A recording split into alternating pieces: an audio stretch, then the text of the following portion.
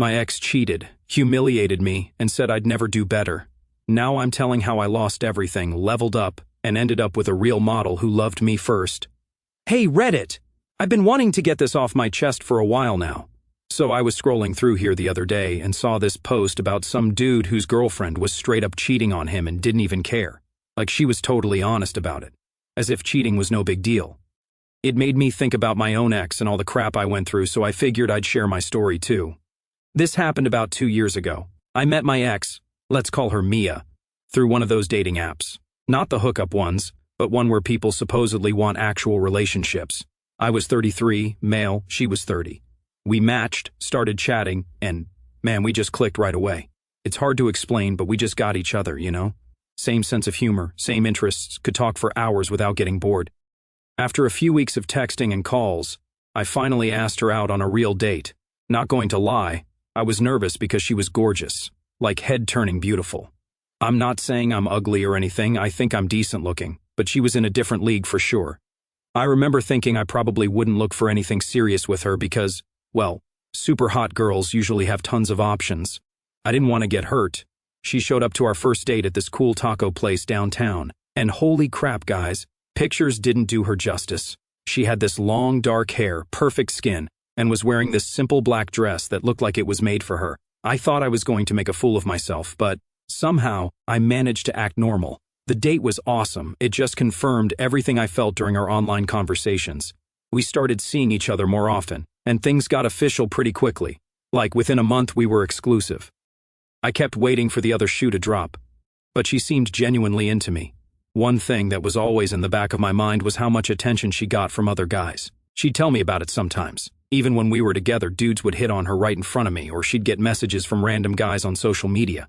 At first, I wasn't worried about it. I trusted her and thought she was really into me. Looking back, I was being pretty dumb, but that's how I felt at the time, just enjoying being with her and not wanting to be the jealous, insecure boyfriend. I should mention I work as a mechanical engineer at this company that makes industrial equipment. Not the most exciting job in the world, but it pays well and I'm good at it. My boss, Derek, is a total tool though. One of those guys who takes credit for everyone else's work and throws people under the bus whenever something goes wrong. He's about 45, divorced twice, drives an Audi he can't really afford and thinks he's God's gift to women in the engineering world. A total corporate climber who doesn't give a love about anyone but himself. Anyway, Mia and I fell into a pretty good routine. We'd spend weekends together, take turns staying at each other's places, all that couple stuff. She worked as a part-time model and influencer, which meant her schedule was all over the place. Sometimes she'd have photo shoots or events that would keep her busy for days. Then she'd have a whole week with nothing going on. I never questioned it because, hey, that's the industry, right? The first 3 months were pretty much perfect. We'd go out to dinner, watch movies, go hiking. Sometimes, she even came to one of my softball games with my work team, which surprised me because she didn't strike me as the sit in the stands and cheer type of girl. That day, she met some of my CO workers, but luckily, Derek wasn't there. I was actually kind of worried about him meeting her because he's such a creep around attractive women. So, our relationship with Mia moved along pretty fast. It's weird looking back now, but at the time, everything seemed to be going great. After about 8 months together, I started thinking this might actually be the real deal. We were lying in bed one night after watching some dumb Netflix show, just talking about random stuff like we usually did. I don't even remember how the topic came up exactly, but I kind of floated the idea of getting engaged. Not like a real proposal with me on one knee or anything, just casually mentioned that I could see us heading in that direction sometime in the not-too-distant future. To my complete surprise, she got super excited about it, like sat straight up in bed and started talking a mile a minute about ring styles she liked, what kind of wedding she wanted, even what our freaking wedding colors should be. Honestly, I was shocked. I mean, yeah, I brought it up, but I didn't expect her to jump on the idea with that much enthusiasm. I remember thinking, holy crap, this is actually happening, and feeling like I'd won some kind of lottery. This insanely beautiful woman actually wanted to marry me, regular old me. It was nuts. The next few weeks were awesome. We spent hours looking at apartments online. Her place was tiny and mine was too far from her work, talking about our future together, even possible baby names, which was way ahead of where I was thinking. But I went along with it because I was so happy. I started putting away extra money each paycheck for a ring, even showed some pictures of styles I was looking at to my buddies at work. Most of them were happy for me, slapping me on the back and making jokes about locking that down and stuff. The usual guy talk. Except for Derek, of course. When he overheard us talking about ring shopping during lunch one day, he made this comment like, "Make sure she signs a prenup, Pete. Girls like that always have a backup plan." He had this weird smirk on his face when he said it too. I just brushed it off because Derek's always been a jerk, especially about relationships since his second divorce. But then, something changed with Mia. It happened so gradually that, at first, I didn't really notice, but looking back I can see it clear as day. It was like someone flipped a switch in her brain or something. It started with little things. She'd take forever to reply to my texts, but when we were together she was glued to her phone. She'd cancel plans last minute with vague excuses, would show up late to stuff that was important to me. Then it got more obvious. She started making these comments about how I should be treating her better. Expected me to buy her expensive gifts just because, wanted to go to fancy restaurants every weekend instead of our usual mix of nice places and cooking at home. She'd send me links to designer clothes and bags with messages like, "This would look so good on me." When I told her I was trying to save for our future, for the ring she supposedly wanted, she'd say stuff like, "You need to understand that being with me is an investment. Do you know how many guys would kill to be in your position?" Who says that to someone they supposedly love? It was weird, man, like she'd suddenly decided she was royalty or something, and I should be kissing the ground she walked on, like she was doing me a favor by being with me. Like, yeah, she's beautiful, I've always known that. But saying it like that, it felt like her ego was creeping up to a level that didn't sit right with me. Like she wasn't just confident, she was starting to believe she was on some untouchable pedestal. It stuck with me for a bit, kept replaying in my head, but as days went on, it started to fade, getting tossed into the weird things she says that I probably shouldn't ignore pile. The worst part was she completely stopped putting in any effort herself. She never cooked anymore, even though she used to make these amazing pasta dishes. She never suggested date ideas, was always on her phone when we were together. It was like I was just there to provide stuff for her, and she didn't need to give anything back. I tried talking to her about it once, asked her if something was wrong or if I'd done something to upset her. She just got super defensive and turned it around on me, saying I was being too needy and that I should be more confident. She said her ex-boyfriends never needed constant validation like I apparently did. That hurt. I'm not some insecure teenager, but it's normal to want your girlfriend to actually act like she gives a love about you, right? After that conversation, I started second-guessing myself. Maybe I was being too sensitive. Maybe this was just what happened in relationships after the honeymoon phase ended. But deep down, I knew something wasn't right. The woman I'd fallen for, the one who got so excited about building a future together, seemed to be disappearing more and more each day, and I had no idea why. About a month into this new, weird phase of our relationship, I got a promotion at work. Nothing huge or anything, just a step up with some more responsibility and better pay. I was pretty stoked about it because it meant I could save up faster for that ring and our future together. My company was having this dinner thing to celebrate landing some big contract with a client in Japan. It was a whole formal affair where they invited significant others and everything. I thought it would be a good chance for Mia to meet my co-workers properly, plus the dinner was at this fancy restaurant downtown that Mia had been dropping hints about wanting to try for weeks. When I told her about it, she got weirdly excited, like way more excited than made sense for a boring work dinner. She kept asking questions about who would be there, especially if Derek would be attending. I figured maybe she was just nervous about meeting my boss, so I reassured her that, yeah, he was a total jerk, but she didn't need to worry about impressing him or anything. The night of the dinner, I swung by her place to pick her up, and holy crap, guys, she looked absolutely stunning. She'd obviously spent hours getting ready, wearing this tight red dress that probably cost more than my monthly rent. Her makeup was perfect, hair done all fancy, the works. Don't get me wrong, she always looked good, but this was next level. I remember thinking I was the luckiest dude in the world walking in with her. The weird thing was, as soon as we got to the restaurant, she kind of started ignoring me, like we'd be in a group conversation, and she wouldn't even look at me when I was talking. She was super friendly with everyone else, though, laughing at all their jokes, even the bad ones, touching their arms when she talked to them, all that flirty stuff. But with me, nothing, just cold, and she kept finding reasons to talk to Derek. At first, I thought she was just being polite, but it got obvious real quick that she was flirting with him right in front of me. And Derek, that smug bastard, was eating it up, giving her these looks, standing way too close, even put his hand on her lower back at one point when they were getting drinks from the bar. I was getting more pissed by the minute, but what was I going to do? Make a scene at a work function? I just tried to ignore it, Told myself I was overreacting. Maybe she was just trying to help my career by charming my boss.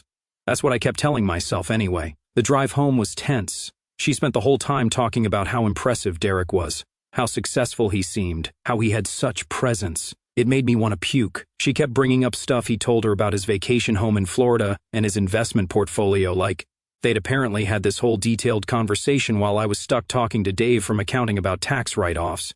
When we got back to my place, I finally called her out on it. I was like, what was that all about? You were all over my boss all night. She just laughed this fake little laugh and said, are you seriously jealous? Grow up. I was just being friendly. Don't you want your boss to like me? When I pointed out that friendly doesn't usually involve touching someone's arm while giggling at everything they say, she got all defensive, started saying I was being controlling and insecure, turned the whole thing around on me like I was the problem for even bringing it up. We got into this big fight about it. She kept saying stuff like, this is exactly why I can't take you places. She even threw in a, maybe Derek's successful because he's not so whiny and insecure. That was the first night we ever went to bed angry at each other. Well, I went to bed angry. She just played on her phone for hours with her back to me, like she couldn't care less. After that night, things got even weirder. She started texting all the time, but being super secretive about it, would turn her phone away when I walked by, started going to the bathroom to take calls, all that classic shady behavior that you see in movies but think nobody's actually that obvious about cheating. The next weekend, she ditched our plans last minute, saying she had a golden opportunity for a photo shoot that would really boost her portfolio. I was disappointed but said I understood. I spent that Saturday catching up on chores and playing video games, trying to ignore the weird feeling in my gut that something wasn't right. So, I texted one of her model friends to ask how the shoot went, playing the supportive boyfriend. Her friend had no idea what I was talking about, said there wasn't any shoot she knew of. My stomach dropped. I didn't reply, just sat there, phone in my hand, staring at the screen like it might somehow change the answer. But the answer was already clear. She wasn't at a shoot. She was somewhere else.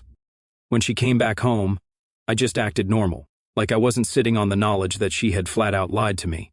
She didn't seem off, didn't act guilty or nervous, but something was different, subtle, like she was hiding something and was just good at covering it up. And then, a week later, she was supposed to meet me for lunch near my office. We'd been planning it for days since our schedules were so busy, meaning her schedule, not mine, and, surprise, surprise, she texted last minute, saying she couldn't make it. Again, something about a photo shoot opportunity that came up with some big client that would really help her career. By this point, I was pretty suspicious of these sudden opportunities, which I knew were lies. I decided to see what she was really up to. I told my team lead I was taking a long lunch and headed out. I didn't even have a plan, really. I just figured I'd drive by her apartment first to see if her car was there. It wasn't. But as I was about to leave, I spotted her pulling into the parking lot of her building. She was all dressed up. Way more than for a typical photo shoot where they usually do your makeup and stuff on site. She checked her phone, then got back in her car and pulled out again.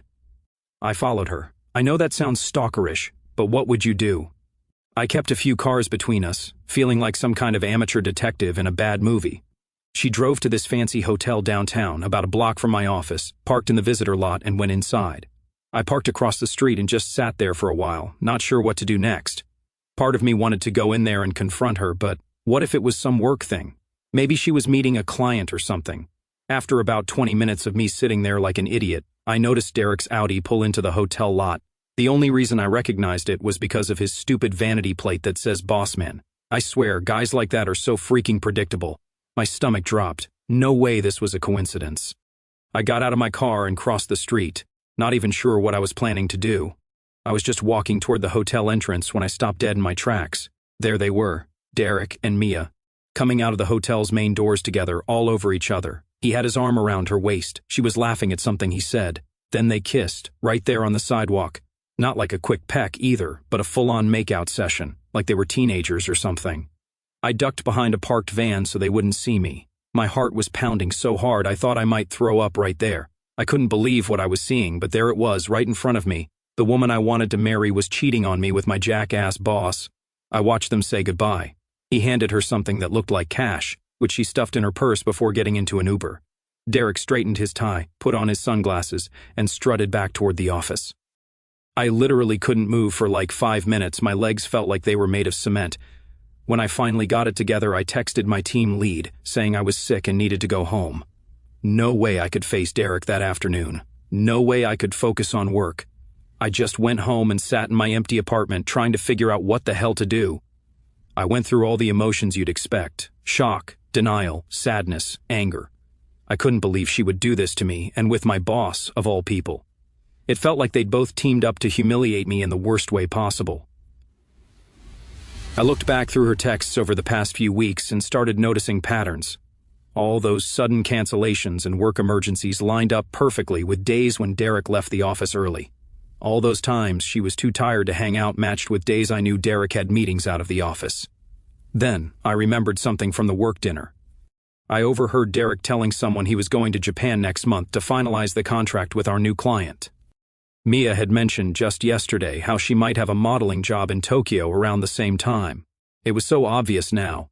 The worst part was realizing that she was probably only with me in the first place to have a stable backup, while she pursued richer guys. All that talk about marriage and our future together, was any of it real, or was I just her safety net, her plan B? I went back to work the next day and tried to act normal, but it was torture. Derek kept making these comments in meetings like, "Pete looks tired today," and "Not everyone has what it takes to make it in this industry." I wanted to jump across the table and strangle him. During lunch, I overheard him on the phone in the break room. He clearly didn't know I was there, grabbing something from the fridge. I heard him say, "Yeah, babe, I'll give you the cash tomorrow. Just make sure you wear that black thing I like." Then he laughed and said, "No, poor sucker thinks you're actually into him." I almost lost it right there, but somehow managed to walk out without him seeing me. Now I had actual proof from his own mouth that not only was he sleeping with my girlfriend, but they were both laughing about it behind my back, and he was paying her. I spent the whole day at work planning what I was going to say to Mia. Should I yell, cry, act calm? I must have played the conversation out in my head like 50 different ways.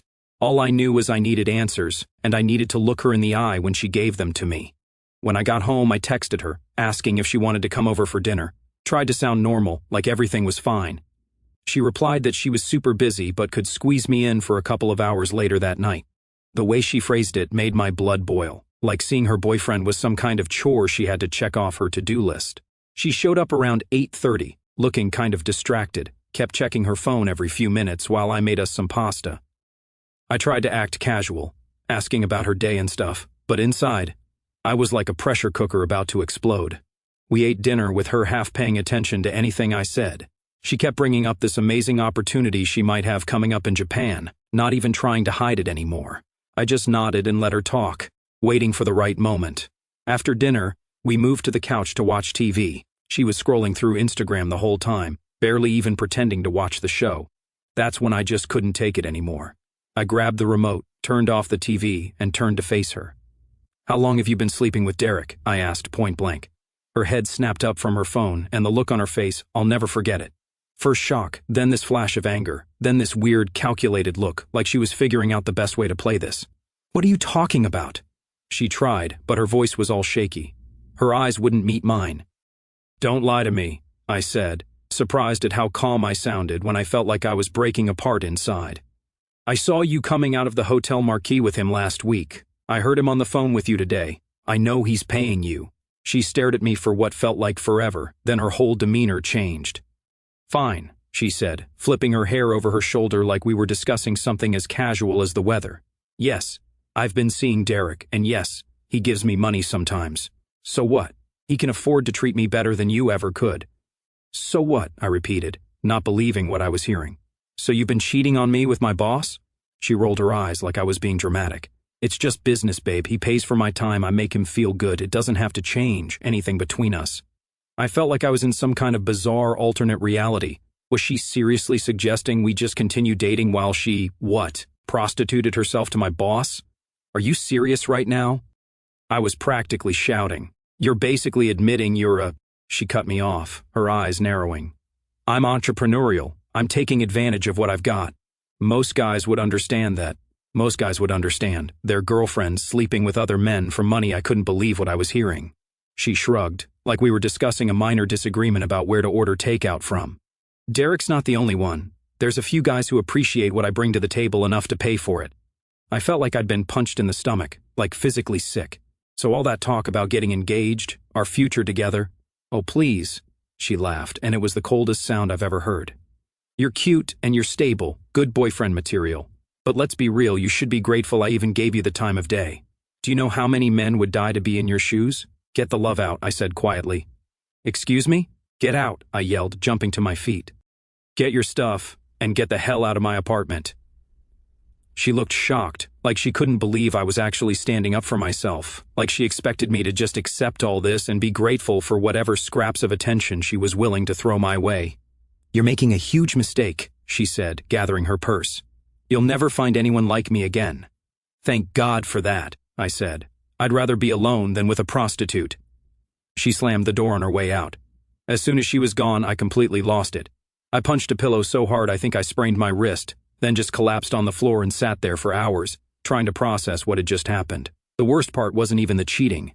It was realizing that the woman I thought I loved, the woman I was ready to propose to, had never actually existed. The real Mia saw me as nothing but a convenience, a backup plan, someone to pay the bills while she chased richer guys. The next morning, she tried calling me like nothing had happened. I sent it straight to voicemail. Then she texted, saying we needed to talk and that I was overreacting. Can you believe that? I caught her cheating on me with my boss, found out she was basically being paid for it, and I'm the one overreacting? I blocked her number right then and there. I couldn't deal with her trying to manipulate me anymore. But the worst was still ahead. I still had to go to work and face Derek, knowing what I knew. The thought of it made me physically ill, but I needed that job. I couldn't just quit without having something else lined up. So I dragged myself to the office, feeling like absolute garbage, knowing I was about to face the guy who'd been sleeping with my girlfriend behind my back. And somehow, I had to act normal about it, at least until I could figure out my next move.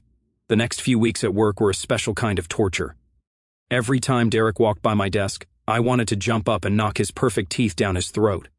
He acted completely normal, like he hadn't been banging my girlfriend behind my back and paying her for it. Actually, worse than normal. He seemed happier than usual, always whistling and smiling, probably thought he'd gotten away with it. Meanwhile, Mia wouldn't stop trying to contact me. When she realized I'd blocked her number, she started emailing me. When I blocked her email, she started reaching out through friends. When that didn't work, she showed up at my apartment one night. I didn't let her in, talked to her through the door like some kind of weirdo. She was crying, saying she'd made a terrible mistake and that she really did love me, said Derek meant nothing to her. It was just about the money, like that somehow made it better. I told her to leave before I called the cops. That's when she got nasty. Started screaming that I was a loser, that she'd only been with me because she felt sorry for me. Said Derek was twice the man I'd ever be. Said I'd never find anyone as hot as her willing to touch me. Real nice stuff.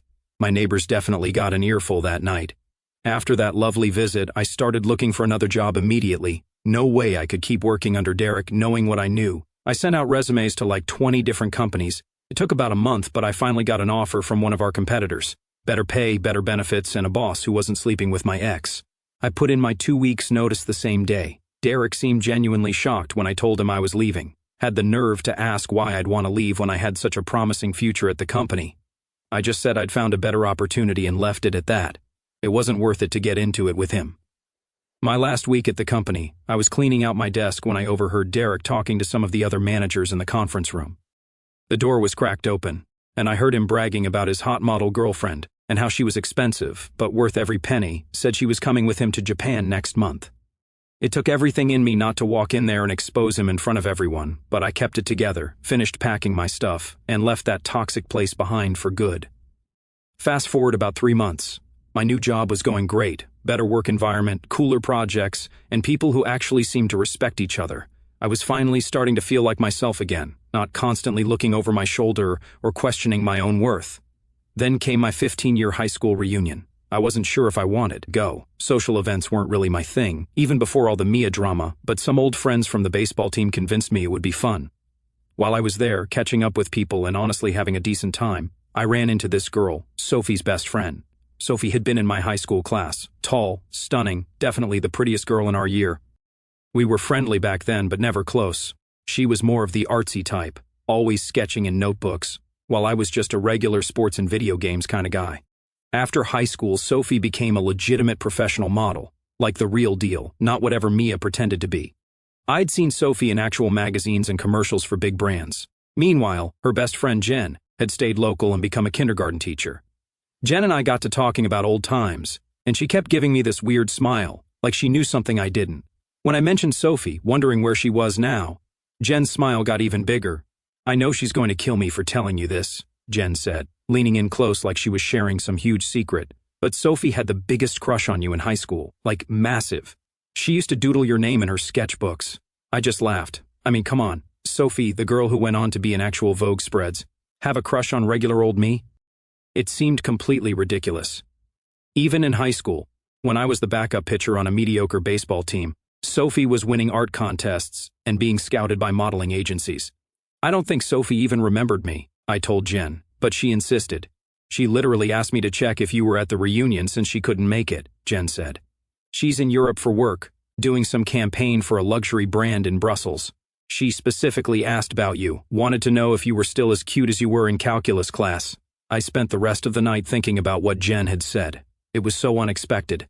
I won't lie, it felt good to know someone like Sophie was interested in me, especially after all Mia's BS about me being lucky to have her. The next day, on a complete whim, I decided to take a chance.